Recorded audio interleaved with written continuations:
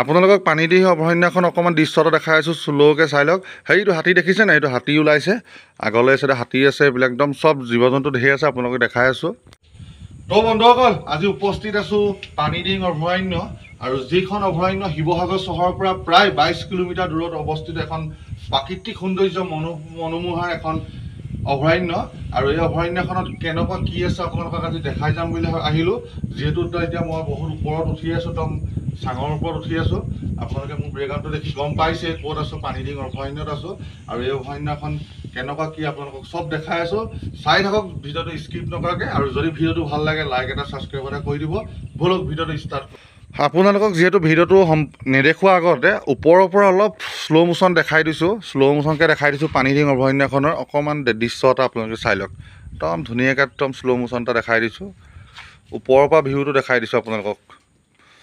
চাই থাকক, ধুনীয়াকৈ দেখাই আছোঁ। সেইটো হাতী দেখিছেনে? একদম ডাঙৰ হাতী এটা আছে আগলৈ।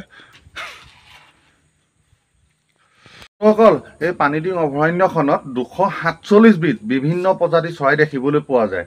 মানে আপোনালোকক যে অভয়াৰণ্যখন দেখাই আছোঁ, ইয়াত 247 বিধ আপোনাৰ বিভিন্ন প্ৰজাতিৰ চৰাই দেখিবলৈ পোৱা যায়। আৰু বিশেষকৈ মানে এতিয়া দুপৰীয়া হৈ আছে, এতিয়া আপোনালোকে অলপ চৰাইবিলাক কম দেখিব, যিহেতু এতিয়া চৰিবলৈ য'ত ত'ত পেটত আহাৰ ভৰাবলৈ গুচি গ'ল, এতিয়া সেইকাৰণে অলপ দেখা নাই, কিন্তু 247 বিধ চৰাই দেখিবলৈ পোৱা যায়। তো বন্ধুসকল, এই অভয়াৰণ্যখন যে আপোনালোকক দেখাই আছোঁ, আপোনাৰ পানীদিহি অভয়াৰণ্যখন, এই অভয়াৰণ্যখন ব্ৰহ্মপুত্ৰ নদীৰ দক্ষিণ পাৰে এখন প্ৰাকৃতিক সৌন্দৰ্য মনোমোহা অভয়াৰণ্য হয়। এই নদীখন মানে ব্ৰহ্মপুত্ৰ নদীৰ দক্ষিণ পাৰে অৱস্থিত। আপোনালোকক কৈ আছোঁ চব কথা, আৰু চব দেখাই যাম, চাই থাকিব আপোনালোকে অকণমান। তো মানে এতিয়া যে ভিডিঅ'টো ক্লিপ কৰিলোঁ, মানে এই ওপৰত উঠি লৈ ক্লিপ কৰিলোঁ, একদম এইবাৰ চিৰিৰ পৰা উঠি গৈ একদম ধুনীয়াকৈ আপোনালোকক গোটেই দৃশ্যটো দেখাই দিছোঁ। আৰু মোৰ লগত এজন আছে, মোৰ বন্ধু হয়, এজন খাচ বন্ধু। এওঁৰ কাৰণে 13 তাৰিখে বিয়া পাতিবলৈ গৈ আছোঁ। দেৰগাঁৱৰ পৰা আনি দিম ছোৱালী এজনী, বাইকত আনি দিম। 13 তাৰিখৰ দিনাখন দেৰগাঁৱত বিয়া পাতিয়ে দিম এজন। এই পানীদিহি অভয়াৰণ্যখন যে আপোনালোকক দেখাই আছোঁ, এই অভয়াৰণ্যখন 1999 চনৰ আগষ্ট মাহত অভয়াৰণ্য হিচাপে স্বীকৃতি দিয়া হৈছে অসম চৰকাৰে। আপোনালোকক চব কৈ আছোঁ, ধুনীয়াকৈ দেখাই আছোঁ অভয়াৰণ্যখন। মোৰ বেক চাইডে দেখিছে আপোনালোকে। আপোনালোকক আৰু এটা কথা কওঁ, এই অভয়াৰণ্যখন যে আপোনালোকক দেখাই আছোঁ, এই অভয়াৰণ্যখন 33.93 বৰ্গ কিলোমিটাৰ আগুৰি আছে। মানে আপোনালোকক যিমানখন মানে অভয়াৰণ্যখন দেখাই আছোঁ, 33.93 বৰ্গ কিলোমিটাৰ আগুৰি আছে, মানে ইমান ডাঙৰ এলেকা এইটো অভয়াৰণ্যখন। তো বন্ধুসকল, ভিডিঅ'টো পানীদিহি অভয়াৰণ্যৰ পৰা ভিডিঅ' ইমানেই আছিলে, আৰু নেক্সট ভিডিঅ' দি আছোঁ, আপোনালোকে চাই থাকিব। ধুনীয়া ধুনীয়া ভিডিঅ' দি আছোঁ, আৰু মোৰ চেনেলটো ছাবস্ক্ৰাইব কৰি ৰাখিব। আৰু ফেচবুকত যদি মোৰ ভিডিঅ'টো চাই আছে, পেজটো ফ'ল' কৰি ৰাখিব।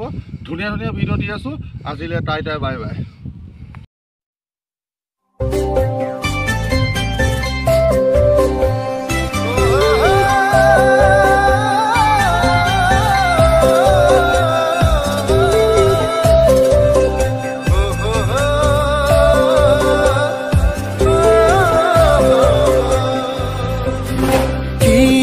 जादू दिला ओ मुरे मरमी।